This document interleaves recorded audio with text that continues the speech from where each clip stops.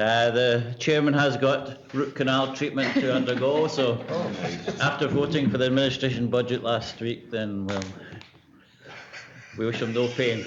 So there is a God, Richard, and he's just.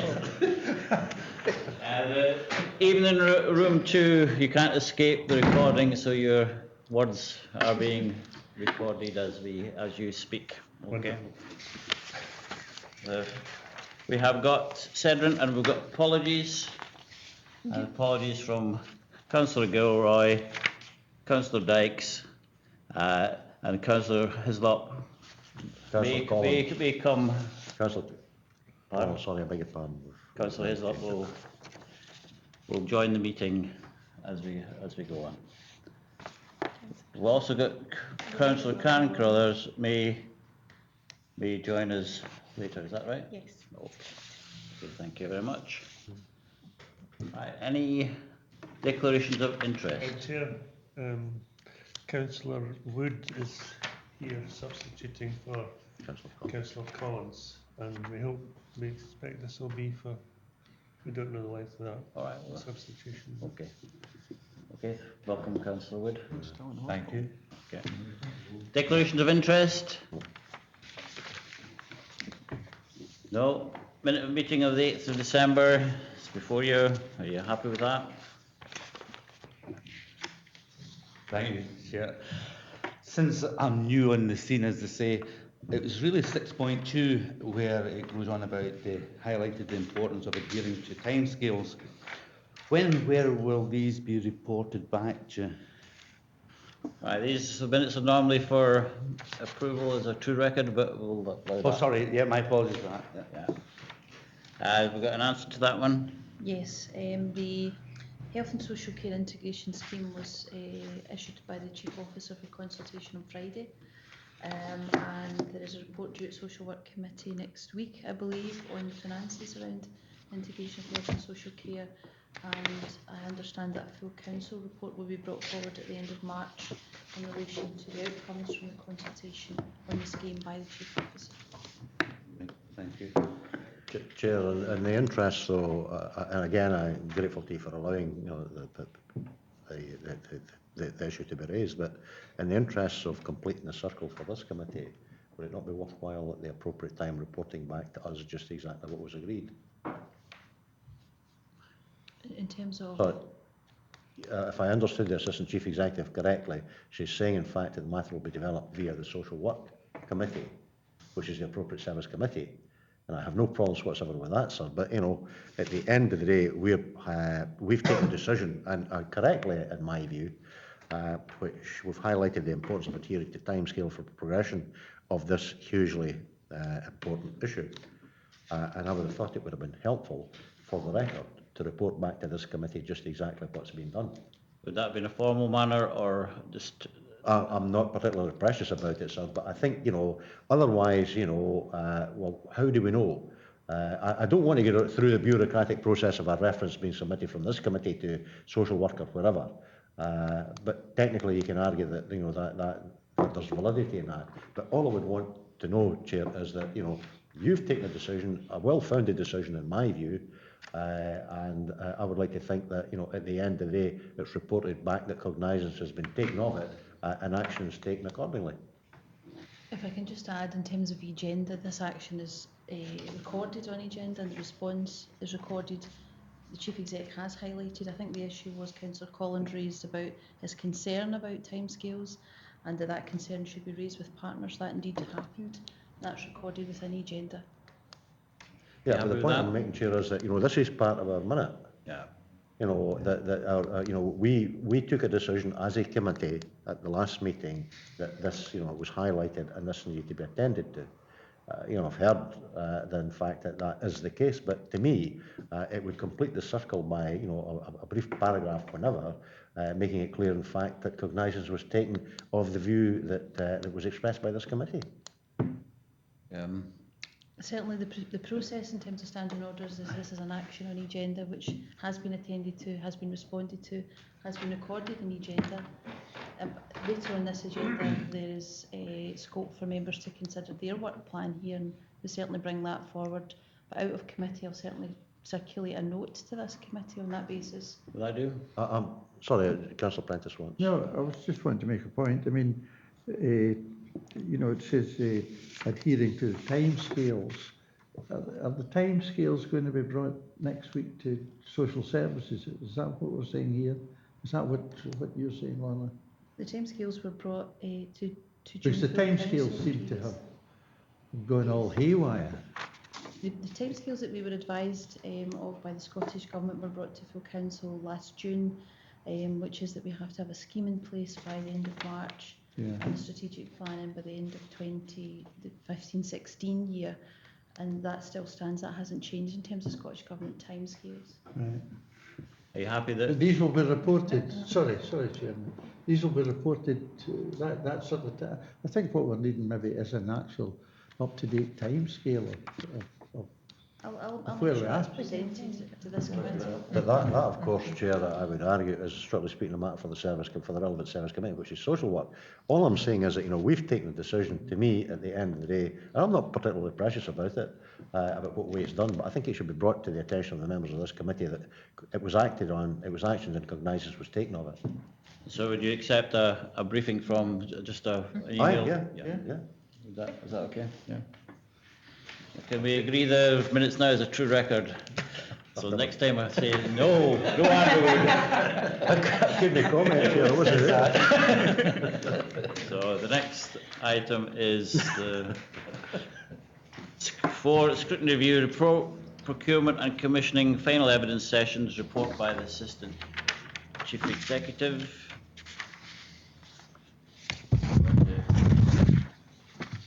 What to comment on that report? I think I'll just sort of have a few brief comments. Members that attended the last workshop will recall that there was a discussion around potential future topics. The committee had previously agreed 3 areas which are set out at 3.3, which we wish to consider as part of the those were still for further debate once the previous procurement review was complete. And at the workshop, the members who were in attendance identified 4 further areas that they wish to be brought to this committee for an open discussion around the forward work plan for the committee.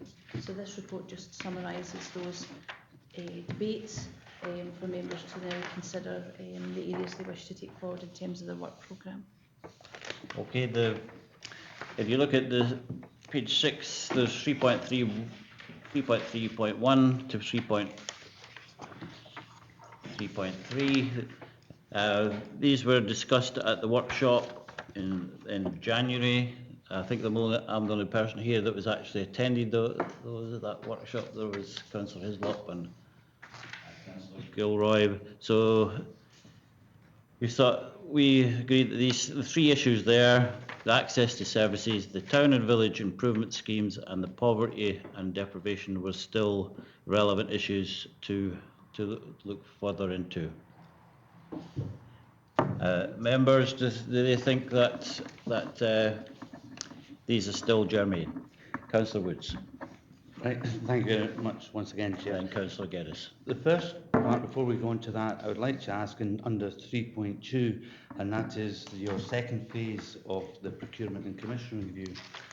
Will that undertake the council's insurance? We've got a report on that specific review as your next report. Yes. And we need to kind of look at the scope of that second phase of the commissioning review. So we'd be very happy just to kind of have a look at what that contains. But I think we had recognised that things have moved on since the original scope was decided, because the reshaping of the council brings together procurement and commissioning in some departments. So we need to just refresh that scope anyway. Insurance isn't something that's been mentioned, but you might want to kind of go into that in more detail in the next report. Okay. So we're really talking about 3.31 to 3.33. Are you happy? Are you happy that these are still relevant, Alistair? Thanks very much indeed, Chair. Well, you know, I don't have any fundamental repugnance, for want of a better term, to what's being proposed. But, I wonder, particularly in relation to 3.3, the one on poverty and deprivation, sir, are we not, bearing in mind that Policy and Resources, are now working up the development of a strategy on behalf of the council as a whole, and the full council is involved in this as well, are we not leaving ourselves perhaps open to the danger of being accused of arrogating powers to ourselves, when you're talking about what in essence will be a massive piece of work, and which, to the best of my understanding, is already being addressed by Policy and Resources Committee and on the back of that full council. And one assumes, Chair, if I'm correct in my comments, that if Policy and Resources in particular, and full council to a lesser extent, are going to carry out their own due and required scrutiny, would have to make sure, in fact, that there's no duplication, in relation to this committee. I think it's imperative. Well, my views on scrutiny and performance. I'm very much indeed a supporter. But I think we want to be careful that we're not, as I say, we don't leave ourselves open, Chair, to the charge of arrogating, powers to ourselves and straying into perhaps other committees and other forums, domains. And my comments are not hostile. They're trying to be helpful on that basis. So I'd be grateful to get some assurance that that would not be the case. Mm-hmm. I think for all three of these, when we had the original workshop that developed them, there was that important line about you don't want to duplicate something that a service committee is already doing. And so for each of them, it's very much about looking back what the council has already done and working out the effectiveness of that. So for poverty and deprivation, the specific route for this review was to look at what support and investment has been provided to communities. Did that work, was it effective? And that will feed into the future work about poverty. But the P&R committee is developing a strategy, but clearly there's all sorts of work already going on and has gone on over a number of years. So it's about making sure that that's been effective and feeding into the future work, which will be guided by the strategy. So I think your points are well made, and I think that's something we would be very mindful of when you're developing up the scope. That's a very helpful response, Chair, and it's given me the assurance I'm looking for. I'm grateful, Chair. Thank you. I've got Councillor Witts. Thank you, Chair. I regret not having attended this seminar, and your gentle admonitions,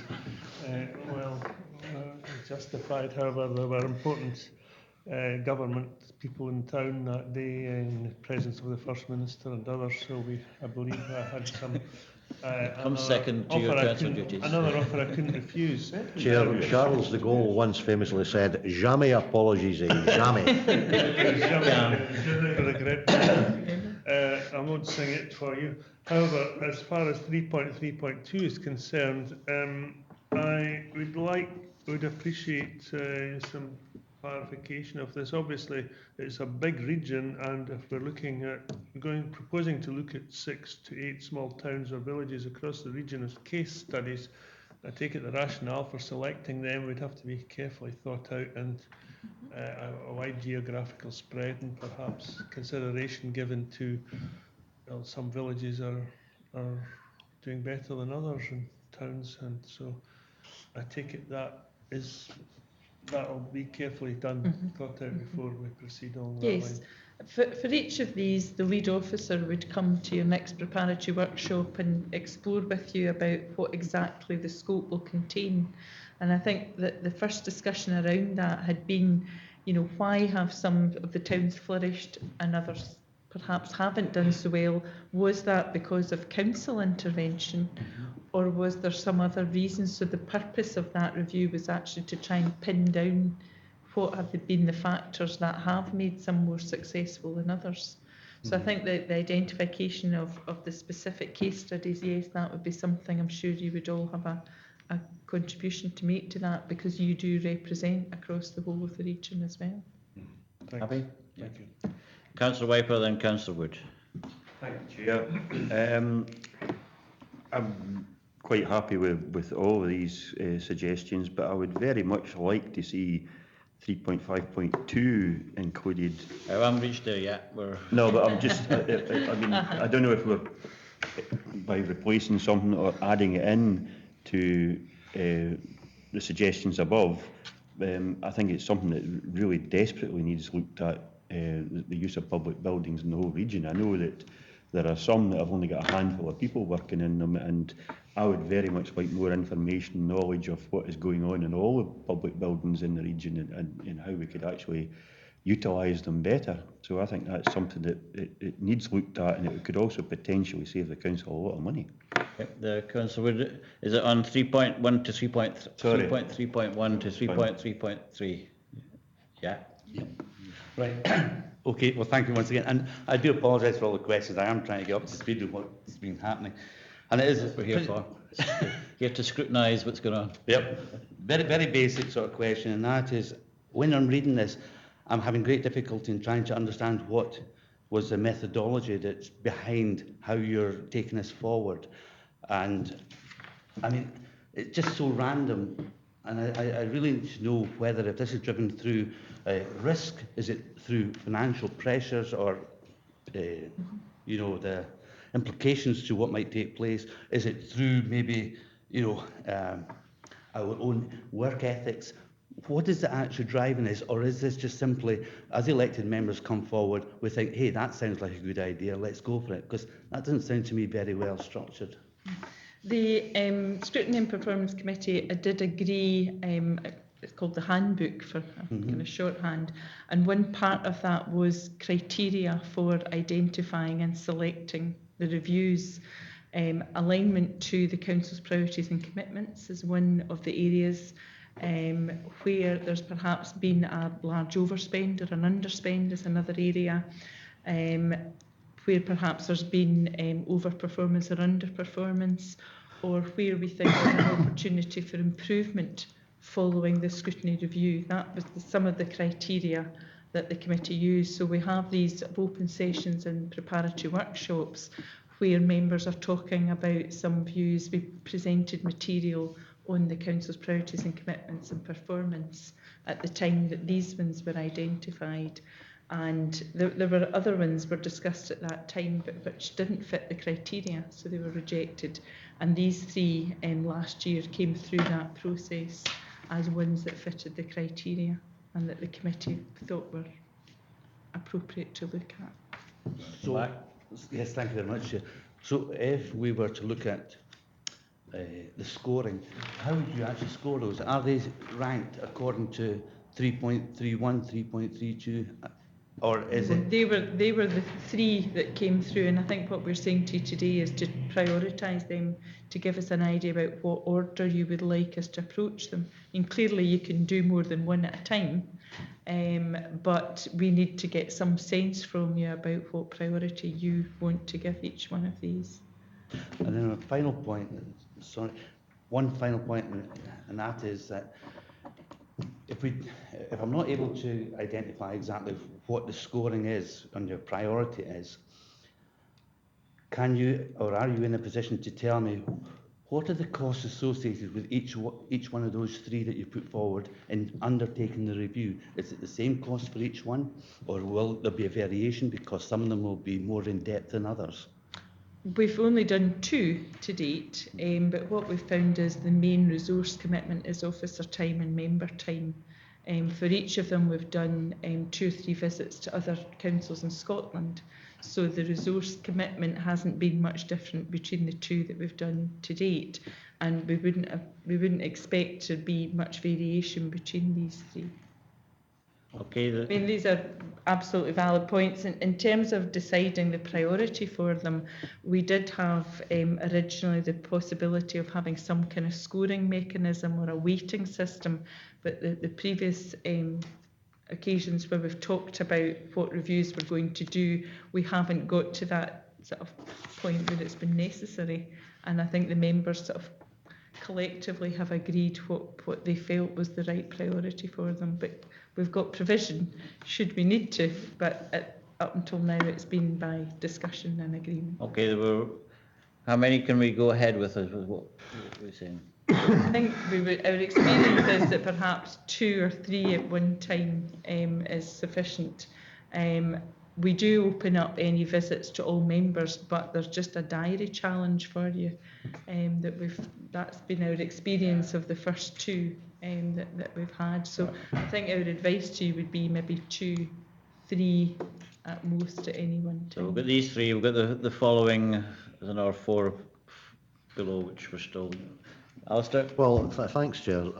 I would say, sir, that the first 3 there from paras 3.1 to para 3.3.3, they're all interlinked. To an extent, very much to an extent. I mean, if for instance, if you're talking about poverty and deprivation and the challenges it faces, you take access to services. There are particular challenges, in more rural parts of Dumfries and Galloway as a consequence. And then you're also talking about, when you live in the South Machars and you've got Dagcas, not providing, well, I don't wish to be disrespectful to anyone, but my understanding, in fact, is that they are not, and there'll be other peripheral areas in Dumfries and Galloway which will suffer the same problem. People complaining, in fact, that they really don't get the best in the way of services. So that's obviously an issue, particularly, Chair, but not exclusively within the context of poverty and deprivation. And then you've got town and village improvement schemes. Well, that has a direct bearing as well, because, if you've got a hub, for want of a better term, or, and facilities that, for instance, in the likes of taking the Whithorn context and Whithorn Community Centre, which would encourage people, as it were, to use these and get the services without ever leaving their town. That's all sort of tying into it, but I'm not entirely sure if we're anything like there yet in a number of cases with communities like that. So I would have difficulty, as it were, in choosing 2 out of these 3. I'm mindful of Lizzie's comments, Chair, but I think at the end of the day, given that there is a link, in my view, with all 3, I would perhaps be of the view that take the 3 of them, cognisant, of course, of the implications of doing it. These are massive pieces of work if we do it properly, as I'm sure we will do. These it's 2 out of really 7. So the additional reviews which were highlighted at the preparatory workshop were the progress on carbon management. I think there's genuine concern amongst members that we're not making as good progress as we could on energy savings, etc., and using renewables.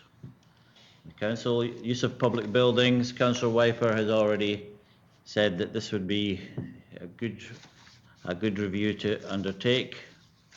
Charitable trusts, can they be managed better? Is there a more efficient and their way of dealing with them? And public involvement, review the experience of communities and the public in relation to public involvement. Now, I've got a note to the chair in my briefing. It says the items which are most closely aligned to the council's priorities and commitments are the 3 detailed at 3.3, which we've discussed, and the public involvement one at 3.54. Right. Councillor Prentice wants to come in. Yeah, it was just in the back of what Colin was saying about the use of public buildings, actually. I had a conversation just this morning with a lady in Dalry, and she was actually going on about the equipment which is actually in Dalry Secondary School, sports equipment, gym equipment, things like that, which the general public in the Glen Kens cannot get access to at all. She was suggesting, maybe in the back of what Colin was saying a wee bit, that is there any reason at all why the like of the gym at Dalry Secondary School cannot be open to the public, say on a Saturday morning or sometime over the weekend for general public use? And I said, I don't know. I don't see any reason why it couldn't be, with a wee bit of thought. So I'm just throwing that one into the mix as well, because as she was saying, if they want to use any gym facilities, they've got to go right down to Castle Douglas. Thank you. Yeah, good point. Councillor Geddes. Well, again, this is where it does get difficult, because I agree entirely with what Colin is saying about the importance of 3.5.2, sir. that use of public buildings. And on the back of, I mean, George has reinforced it. And you can argue, of course, that you can maybe even tie that into an extent in 3.3.1, which is access to services. Because, you know, that must surely be a strand in what we're talking about in relation to 3.3.1. That insofar as 3.5.2 is concerned, Chair, I would have to say from experiences that I've recently witnessed firsthand, I think there's a significant amount of work to be done in changing the culture in relation to members of the public and public organisations being encouraged to use school or educational facilities on the back of the updated School Let's policy. I've witnessed 2 occasions over the last several months where an organisation whose meeting place is out of commission because it's being improved, radical restructuring works, etc., has had to use educational premises. And on 2 occasions, they have really not been made to feel welcome. When you had a member of the janitorial staff appearing at 9 o'clock and saying essentially, well, it's time to go. I don't get paid for this. Now that's the extent to which, on occasions, you know, perhaps organisations are made to feel less than welcome. That's been attended to, as I understand it, and it's been dealt with. But, you know, if you're serious about imbuing the right culture at the core, these are all council facilities. And I mean, George's point, I mean, they're assets. Let's sweat the asset. Let's make as much use of them as we can, encourage people to take access to them and operate them accordingly. Yeah. So there seems to be a theme there, and quite a lot of these things, access to services, use of public buildings and public involvement is sort of public interface sort of scrutiny. Is that a possibility that they could be all sort of looked at it under one heading? I mean, I think what we've tried to do, because of the point about you don't want to duplicate or preempt, that we've tried to have quite tight scopes for each of these. Right.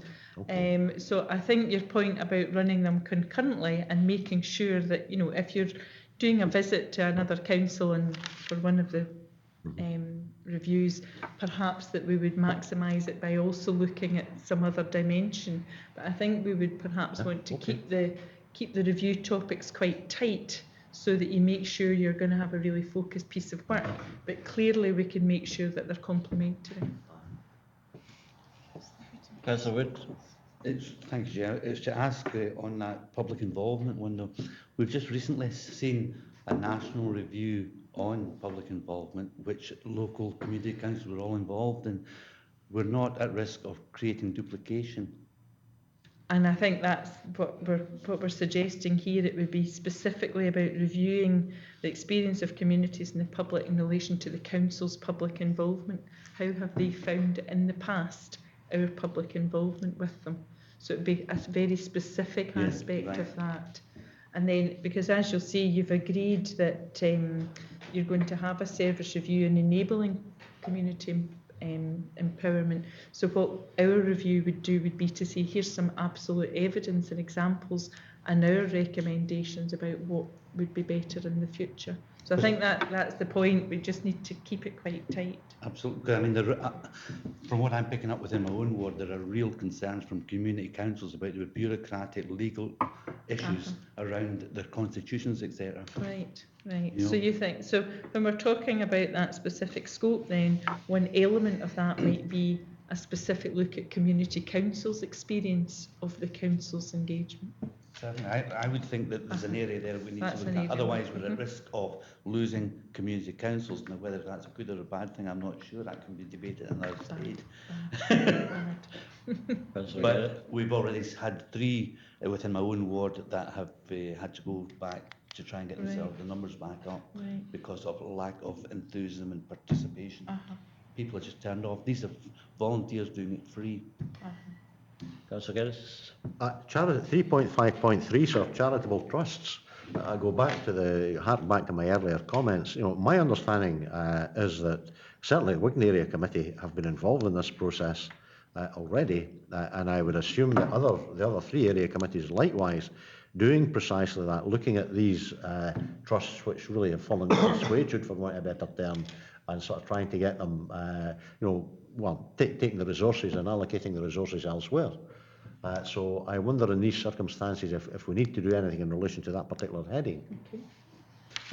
I think probably it could be something that we should, maybe officials should be looking at anyway. So, I mean, certainly we consulted colleagues on these proposals and we didn't hear back that that was something had already been looked at, but happy to pick that up with legal services, yeah. you know, to make sure that we wouldn't be duplicating. So, Well, it's in progress, isn't it? Yeah. So I'm getting so the, that one's maybe, yeah. okay, thank you. As I That's say, we've helpful. certainly divvied up money and funding and allocated, because a lot of them are, the purposes really are not, well, I mean, the testators die and they leave money, for good causes at the time. And a lot of the money was given in Wickenshire, to mitigate the impact of welfare reform in relation to such things as food banks, etc. So I'm assuming that similar exercise has been done elsewhere. Chair, we've certainly done the same process in Shrewsbury. Aye, Yeah, yeah. Okay. couple of months So, ago. and the use of the progress in carbon management, which service committee does that fall into? It's Economy, Environment and Infrastructure Committee, but again, to make sure that there wasn't any duplication, the proposal was that you would look at a specific element of it, which is whether the partnership that we have between the Council and the Carbon Trust is effective. So you're not duplicating what the committee is doing, which is monitoring progress on the carbon management plan. You would be looking at a very specific aspect of how we're delivering our carbon management arrangements. So I think the suggestion at the workshop was that we would be duplicating it, so maybe it's not a priority. That Okay. If the service committee is doing it already, then what we were looking at, then perhaps we don't need to. Happy So we're getting the feeling that we're wanting to look at the interface with the public and the use of public buildings. I think. Yes, indeed, sir. Yeah, no, Is that a good way to start? There's obviously things like poverty and deprivation which are important, but maybe there is, Alice, you said at the beginning, there's a bit of duplication on what's going on there as well. It's massively important, Chair, and as I say, I've no problems. I mean, if the committee feel, let's try and be collegiate over this. If the committee feel, in fact, that they want that in, I mean, I'm certainly not going to, Yeah. I'm trying to get consensus, is what I'm saying, insofar as we can. Colin? Thank you, Chair. It's just picking up on what Alistair was saying about combining some of these reviews. I mean, I think the access to services and the use of public buildings could very well be combined, and it's a very important issue. I mean, we're living in a 21st century where most people access services of all kind remotely. I mean, I'm not saying that maybe the older people would want to go into the internet or whatever, but the world's biggest companies like Amazon and eBay, they don't have an office you can go into and complain. You have got to do it online. And we've got so many public buildings, I'm quite sure that a lot of them are vastly underused, and we should be promoting modern technology for people to actually access services or query services. I mean, only this morning I had to phone the council with a different hat on. I would never have dreamt of going into the Dar Road offices to ask a question, because all they would have done was phoned the person that I phoned direct. So, I don't know if we actually need, my view is anyway, I don't think we need as many public buildings, but I think it's something that really needs looked at and it's important. Okay, do you think we've got a way forward from what was it you went to sort So of? if we're agreeing, I think that obviously we've got the commissioning one to finish off. Yeah, So exactly. I think that one's, I've taken that as a given, actually, Yes. from the discussions. We're looking at combining access to services and public buildings, perhaps something more about maximising resources or something like that as one review. Town and village improvement schemes, poverty and deprivation, and public involvement, with the timing of these to fit in so that we make sure that we are complementing other pieces of work and make sure absolutely that we're not going to duplicate anything. Is that? Yes, that summarises it spot on, sir. Do you think we've got there? We have arrived at the destination, right? So the recommendations there are review of the topics identified at workshops for future scrutiny reviews 2015 to 17, set out in paragraphs 3.3 and 3.5. So we've done that, agreed? Yeah. 3, the reviews the committee will conduct and the prioritisation of those reviews. The scopes and timetable for the agreed review will be developed at the next preparatory workshop on the 2nd of April 2015, when the Scottish Cabinet won't be anywhere here. Attendance record. I thought you were out the stomp chair chat, for 7th of May, but never mind. Not in this Thanks, could be here. yeah, maybe. We're on to item 5. Give that in a miss. It's the purpose of the report. Develop phase 2 of the procurement and commissioning review. I'll let Gillian introduce this.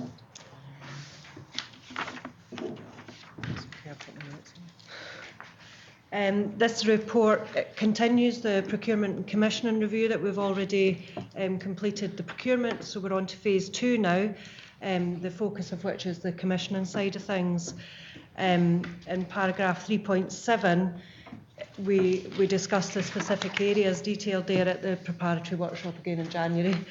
And following the decisions of this committee, we'll update the scope and bring it forward to the next preparatory workshop, which is again in April. I think we've previously mentioned that due to the reshape of the council, procurement and commissioning will not be so separated as they have been before. But it was clear that there were still issues that we wanted to discuss around that review, and specifically some of those were on the capacity of the third sector and private sector to have commission services from us. Yeah, I think when we had Scotland Excel down, I think there was reference to the third sector and how we could involve them more in procurement and commissioning, and perhaps something maybe we'll look at closely in the future. You want to come back to your point you made? Well, indeed, and it was to do with insurance for the council, and to look at what are the criteria that we set in place to identify who's going to be our insurers for the forthcoming year. When I look at, for example, our pension schemes, we actually, behind our pension schemes, we have values and we have our own set ethics. And I wonder if we apply that within our insurance, for example. You know, it's one thing to have insurance cover, but is it right that it's just down to the value or the price of that insurance? Is there not an element that has to reflect on our own working ethics within the council? I'm not sure if that's a commissioning arrangement that we have, but we can certainly get you some information about that. Right. But the commissioning, the definition, if you like, which is just at 3.3, is, I think, perhaps a broader thing rather than that specific, which might just be a more simple contract or procurement. But we can certainly look into that and get some information to you on that. Well, and if it is a commission, then yes, if you wanted to add that to your scope. Because I don't know what other elected members feel, but I have absolutely no idea about how we go about, you know, securing our insurance for the council. And maybe it's an issue for audit and risk, as it's part of the risk of the. Maybe you're still the chairman of that, Alistair? Yeah. Well, I must admit, when we discussed this, Chair, at pre-meeting, my comment to Andrew when he raised it was, well, you know, the response might be, well, this is lies more appropriately within the remit of likes of audit and risk. I was never, I have to say, I don't know.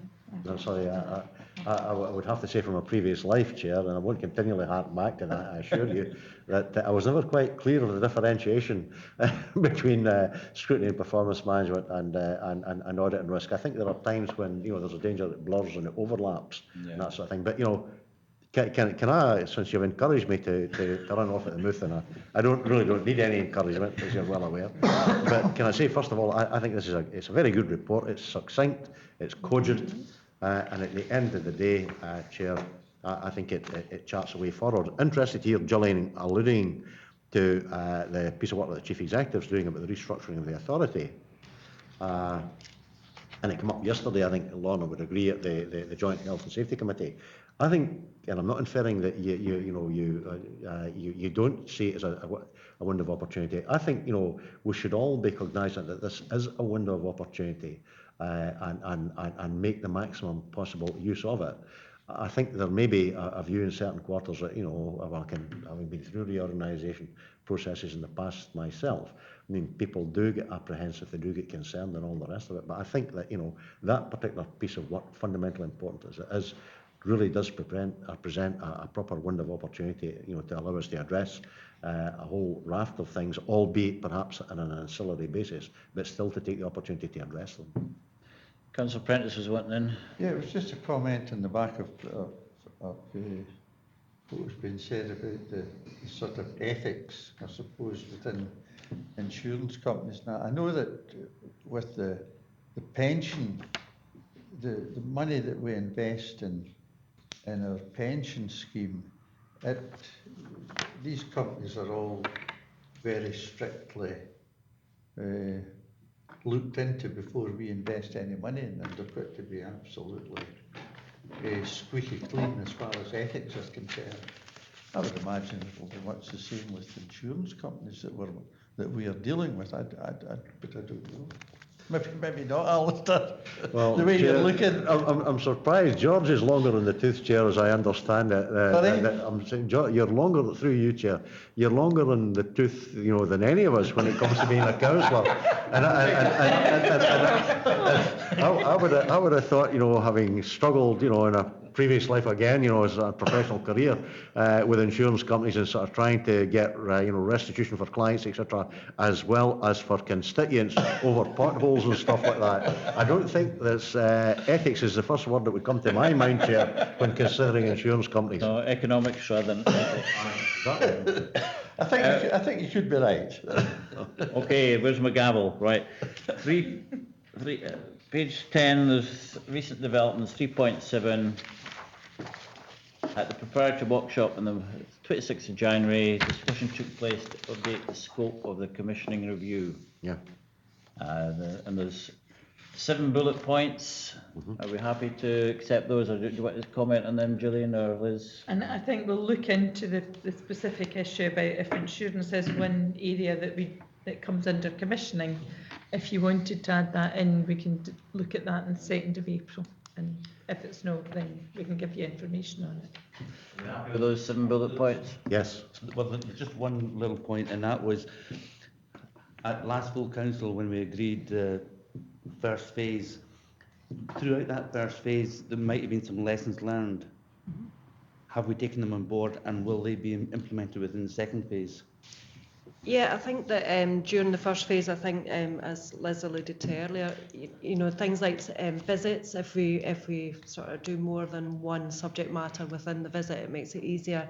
Diaries obviously being the other thing. But yeah, there's things that we can take forward, the way that we record the evidence, and then therefore come up with the recommendations. I think we've learnt lessons from that as well. So we'll take that forward with the next review. Thank you. Councillor Witts. Thank you, Chair. Bullet point 3 is I think significant in our